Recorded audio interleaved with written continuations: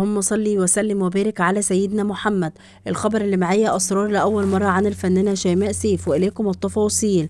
شيماء سيف تكشف سبب صادم وراء شائعة طلاقها، وما علاقة مرض دلع عبد العزيز بهذا الخبر. عرفت الفنانة الشابة شيماء سيف بخفة دمها ووجهها البشوش، وكانت سببا في رسم الابتسامة على وجوه المصريين الكبار منهم والصغار. وانتشرت في الأشهر الأخيرة بعض الأقاويل بانفصال الفنانة الشابة شيماء سيف عن زوجها، إذ شاركت منشورا عبر حسابها الشخصي على انستجرام تقول فيه كل شيء اسمه ونصيب، وهو ما فتح باب الشائعات على مصراعيه ليتناقله رواد مواقع التواصل الاجتماعي متسائلين عن حقيقة الخبر. وكشفت الفنانة شيماء سيف في حوار لها لبرنامج أنا والقناع والذي يعرض على قناة الحياة عن حقيقة المنشور الذي أثار الجدل على مواقع التواصل الاجتماعي الفترة الأخيرة، إذ قالت أن المنشور كان لا صلة له بعلاقتي بزوجي، وإنما كانت نتيجة تأجيل عرض المسلسل الخاص بي في رمضان عالم موازي.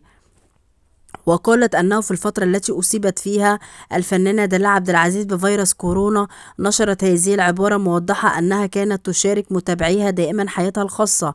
وقبلها بفترة نشرت بوست تحكي فيه عن أن لديها بعض الخلافات مع زوجها، وجاء بعضه المنشور الأخير، لذا فأن جمهورها اختلط عليه الأمر وظن أنها قررت الانفصال عن زوجها.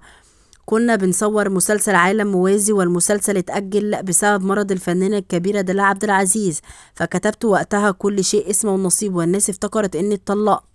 وأوضحت أن السبب وراء عدم تكذيبها لما انتشر بين متابعيها في الأشهر الأخيرة يعود إلى عدم رغبتها في إظهار حقيقة مرض الفنانة دلال عبد العزيز والفنان سمير غانم رحمة الله عليهما، لأنهما لم يريدوا ذلك حينها، لذا فأنها قررت الالتزام بالصمت بدلا من الإفصاح عن أسرار الآخرين دونا عنهم.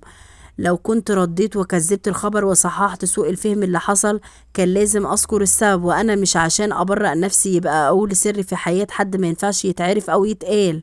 وهذا آخر ما توصلنا إليه من هذا الخبر، وأرجو من حضراتكم اللايك والشير والسبسكرايب، وأن تدعموني في القناة، وما تنسوش الاشتراك. شكرا لحضراتكم، مع السلامة.